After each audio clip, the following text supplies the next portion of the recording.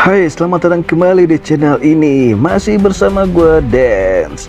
Kali ini gue akan bawain sebuah film psikopat yang menceritakan wanita muda yang bekerja di rumah terpencil untuk merawat pria tua.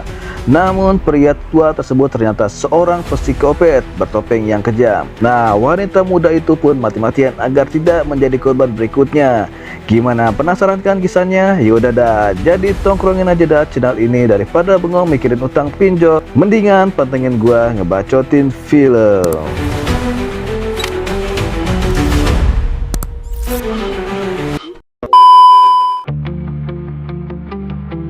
Cerita akan berfokus pada seorang wanita bernama Rose. Ia adalah seorang perawat di rumah sakit dengan penghasilan yang terbilang pas-pasan. Itulah alasan kenapa Rose sering mengeluh kepada sahabatnya bahwa gajinya ia dapat tiap bulan tidak cukup untuk memenuhi kebutuhan ibu dan adik-adiknya. Karena mendiang sang ayah meninggalkan hutang yang cukup besar. Hari ini kebetulan adalah tanggal gajian si Rose, di mana Rose akan mengambil gajiannya di ATM. Gajinya ternyata belum masuk dan justru yang terjadi adalah hal buruk yang menimpanya.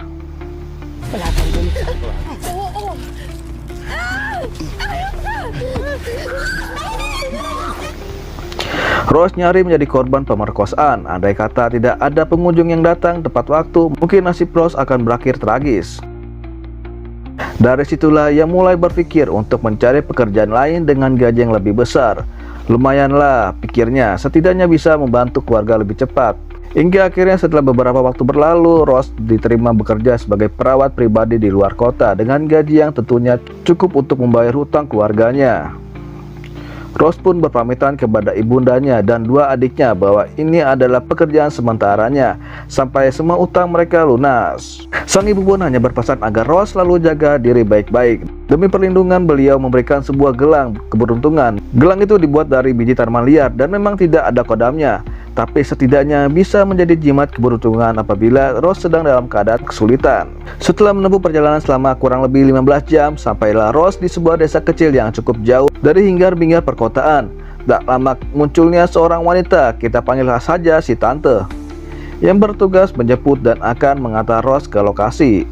Karena ternyata rumah yang akan menjadi tempat Rose bekerja ada di tempat terpencil yang dikelilingi oleh hutan belantara. Setelah beberapa jam menempuh perjalanan, sampailah Rose di sebuah rumah terpencil yang katanya dulu ini ada sebuah resort mewah milik pasien yang akan Rose rawat. Si pasien sendiri bernama Peter, ya Tuan Peter, orang bapak-bapak tua yang sempat ketipu oleh manajernya. Kini beliau hidup dari dana pensiunnya dan harus tinggal sebatang kara dengan si Tante yang mengurus berbagai kebutuhannya. Setelah mengajak Rose ke kamar tempat tidurnya, si Tante pun kembali menjelaskan terkait penyakit Tuan Peter, yaitu demensia atau gangguan ingatan yang membuat tidak bisa melakukan berbagai hal sendirian. Tugas Rose di sini adalah untuk memberikan makan, membantunya mandi, membersihkan kamar dan lain sebagainya. Si Tante melakukan semua ini karena punya hutang jasa yang cukup besar kepada Tuan Peter. Karena semasa jayanya, Tuan Peter dikenal sebagai sosok yang baik dan dermawan. Termasuk salah satunya adalah kepada si Tante. Karena penyakit demensia yang dideritanya, Tuan Peter jarang sekali berbicara, bahkan tidak menjawab perkenalan dari Rose sama sekali. Selesai berkenalan dengan Tuan Peter, si Tante pun izin pulang karena hari sudah mulai malam. Namun sebelum ia pergi, si Tante memberikan semacam bekal atau semacam senjata untuk Rose menjaga diri, yaitu sebuah pistol. Bukan apa-apa, rumah ini berada di lokasi terpencil yang dikelilingi oleh hutan belantara. Andai kata ada bahaya yang muncul seperti binatang, buas atau orang jahat, Rose punya pegangan untuk melindungi dirinya dan majikannya. Setelah itu si Tante pergi. Rose terlihat sudah mengganti pakaian dengan seragam perawat dan memutuskan untuk menyimpan pistolnya di bawah kursi. Saat malam menjelang, ia iseng-iseng mencari udara segar sembari melihat-lihat area sekitar dan menyeramkan, entah itu hantu atau manusia beneran. Rose sama sekali tidak menyadarinya.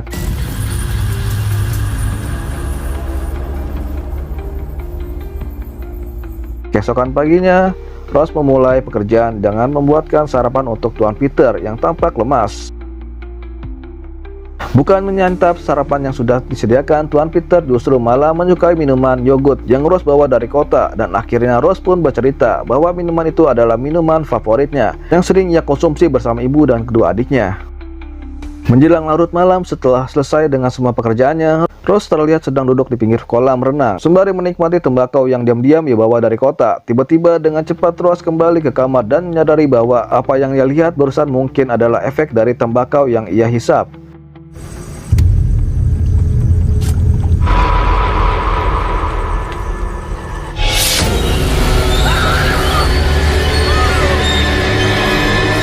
Namun teror ternyata masih berlanjut. Karena merasa hanya akan memperparah keadaannya, Rose pun membuang semua tembakaunya di halaman rumah.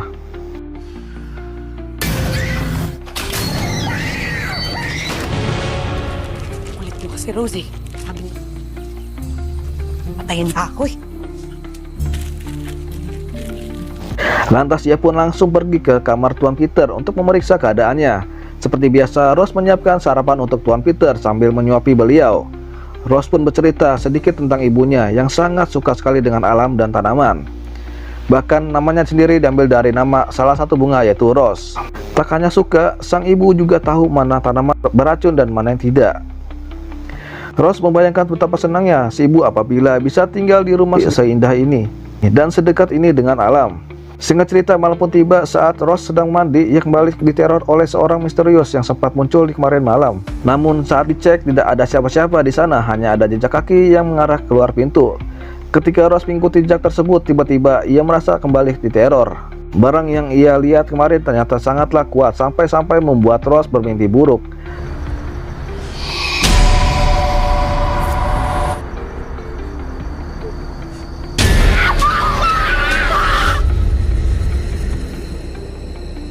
Tak ingin terlalu memikirkannya, Rose pun pergi menemui Tuan Peter untuk menyiapkan sarapan. Beliau terlihat sudah menunggu di sana dan kondisi perut yang lapar. Berbeda dengan hari sebelumnya, kali ini penyakit Tuan Peter sepertinya ringan. Hal itu bisa dilihat dari bagaimana ia mau bicara dan diajak berdialog. Mereka berdua pun mengobrol panjang lebar tentang kehidupan masing-masing. Malamnya saat jam tidur, Tuan Peter menyuruh Rose untuk mengambilkan album foto berisi kenangan dirinya semasa masih muda. Disitulah terdapat foto wanita yang keadaannya adalah ibunda Tuan Peter. Dikenal sebagai sosok ibu yang galak dan tegas. Tuan Peter kerap kali diperlakukan kurang baik, namun hal itu justru malah menjadi motivasi untuk ia bisa bangkit. Sejak saat itu, Tuan Peter mulai menyukai satu binatang, yaitu burung hantu, yang melambangkan keheningan dan kesenyapan, tetapi memiliki kekuatan yang tersembunyi. Selesai menidurkan Tuan Peter, Rose pun langsung pergi ke kamar dan mandi malam seperti biasa. Sampai akhirnya sosok itu muncul lagi yang membuat Rose jengkel kali ini. Ia pun mengambil pistol pemberian si tante untuk menakut-nakuti sosok tersebut.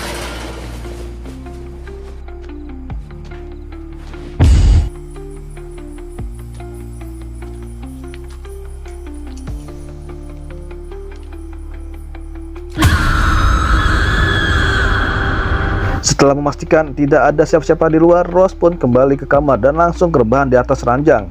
Hal mengejutkan terjadi saat ada sosok tangan keluar dari kolong kasur. Rose pun meminta Tuan Peter untuk diam dan tidur saja.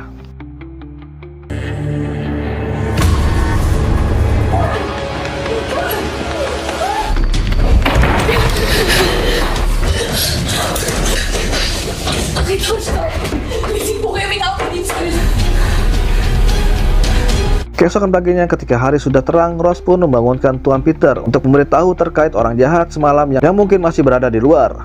Rose bermaksud untuk pergi ke jalan raya, mencari bantuan dan minta Tuan Peter untuk sabar menunggunya. Namun Rose justru terlihat kejar-kejaran dengan sosok pria misterius yang langsung berlari mengejarnya. Sampai akhirnya Rose terikat di atas kursi dengan si pria yang mencoba menjelaskan bahwa ia tidak bermaksud menyakiti siapapun.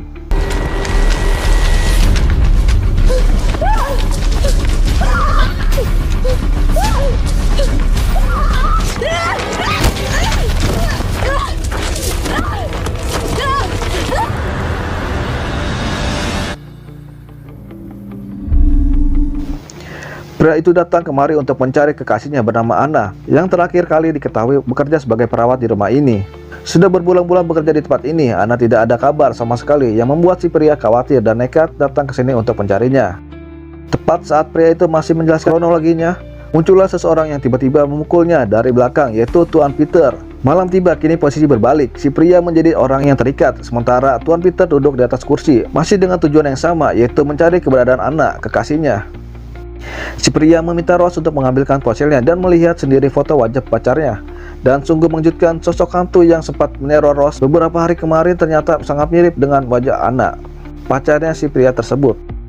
Rose yang mulai percaya pun langsung mencari pistol miliknya untuk menjaga-jaga. Tetapi ternyata dalang dibalik semua ini adalah Tuan Peter yang sebenarnya tidak mengidap penyakit demensia, melainkan penyakit mental dan kejiwaan.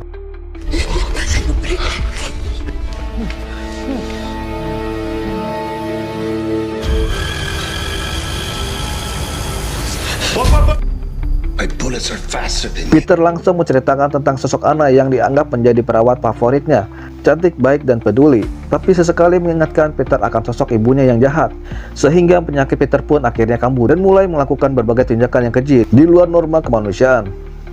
Yang lebih mengerikan adalah Anna bukanlah satu-satunya perawat yang menjadi korban kejahatan Peter. Sudah ada belasan korban lain yang dikirim ke tempat ini dan berakhir dengan nasib yang seperti Anna. Dan celakalah si Ross yang harus berada di tempat ini dengan si Peter, yang pastinya akan melakukan hal yang sama seperti yang ia lakukan kepada para korban sebelumnya. Peter pun menjelaskan motif ia melakukan semua kegilaan ini adalah dilatar belakangi oleh kelakuan ibunya yang galak dan kejam. Peter kecil diperlakukan seperti binatang, dirantai dan diikat di basement selama berhari-hari sampai kelaparan. Hingga akhirnya Peter kecil pun perlahan berubah menjadi sosok berdarah dingin yang tidak merasakan perasaan bersalah ketika menghilangkan nyawa seseorang. Selesai Peter bercerita, si pria pun terus berteriak meminta pacarnya kembali hingga membuat Peter kesal dan langsung menembaknya mati saat itu juga. I'm bored. Nasaan si Anna?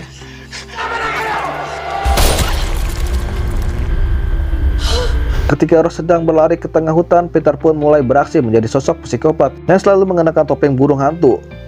Menggunakan mobil trail yang biasa yang ia pakai, Peter pun berhasil mengejar Ross yang mulai kelelahan. Dengan kacamata night version yang sudah ia kenakan, Peter bisa dengan mudah menemukan Ross yang sedang bersembunyi di belakang pohon. Disinilah Ross sekarang terbaring diikat di atas meja dengan Peter yang siap untuk menyakitinya. Namun setelah berpikir-pikir, Peter mulai menyukai sosok Ross dibandingkan dengan perawat-perawat sebelumnya, sehingga Peter memutuskan untuk menunda eksekusi dan akan menikmati kebersamaan mereka selama beberapa hari. Sama seperti pagi hari sebelumnya, Peter minta Ross untuk menyiapkan sarapan untuknya. Bedanya kali ini Ross melakukan karena terpaksa dan memang agak kesal dalam melakukannya. Selesai Ross membuat sarapan, Peter pun langsung menyantapnya dengan lahap. Setelah habis seperti biasa, ia meminta diambilkan minuman yogurt kesukaan mereka berdua. Ross memberikannya dengan cara dilempar yang membuat Peter agak sedikit kesal. Sikap Ross barusan membuat Peter berubah pikiran dan memutuskan untuk langsung menghabisi Ross sekarang juga. Namun tiba-tiba Peter merasa pusing. Ross kemudian mengingatkan bahwa ia pernah bercerita tentang ibunya yang suka dengan tanaman, tahu mana jenis tanaman yang beracun dan mana yang tidak. Foto pamit, si ibu sempat memberikan Ross sebuah gelang yang terbuat dari biji tanaman liar. Biji tersebut adalah biji tanaman beracun yang sangat berbahaya apabila dikonsumsi. Dan Ross sudah masukkan ke dalam sarapan yang disantap oleh Tuan Peter. Tak lama setelah Tuan Peter tergeletak tidak berdaya, muncullah hantu Anna yang menunjukkan tempat rahasia di mana mayat-mayat korban disimpan. Ross benar-benar terkejut dengan betapa gilanya dan sakitnya si Peter yang tega mengoleksi semua tubuh para korban di dalam kotak kaca yang dibekukan.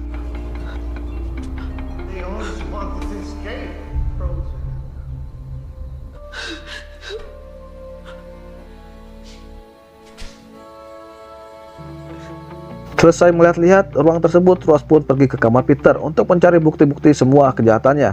Di sana terdapat koran berisi berita orang hilang dan buronan. Atas pelaku pembunuhan berantai juga terdapat tablet berisi rekaman video yang ternyata selama ini kamar tempat Ross tidur dilengkapi dengan kamera tersembunyi di beberapa sudut ruangan. Yang lebih mengejutkan, si tante yang menjadi penghubung pekerjaannya ternyata tidak lain dan tidak bukan adalah istri dari si Peter yang secara tidak langsung ingin mendukung kegilaan suaminya. Ketika si tante datang, Ross langsung menodongkan pistol ke wajah si tante. Saat si tante perlahan mengambil senjata di dalam tasnya, Ross dengan cepat menarik peratupnya. Beberapa saat berlalu setelah Ross mendapat pertolongan, ia langsung dirawat di rumah sakit. Polisi yang datang pun melaporkan terkait bukti-bukti yang mereka temukan di TKP bahwa Peter adalah pembunuh berantai yang sudah bertahun-tahun menjadi buronan Interpol. Ia dikenal sangat cerdas, tangguh, dan sudah ditangkap. Peter sudah memakan banyak korban selama belasan tahun terakhir ini. Namun masalahnya adalah mereka tidak menemukan mayat Peter di TKP dan masih mencari keberadaannya sampai detik ini. Loh, tamat. Ending yang sangat mengejutkan. Nah, itulah alur ceritanya dari kisah psikopat. Yaudah, jangan lupa di like, subscribe, dan komen guys. Nantikan video-video berikutnya. Oke, thank you. Dadah.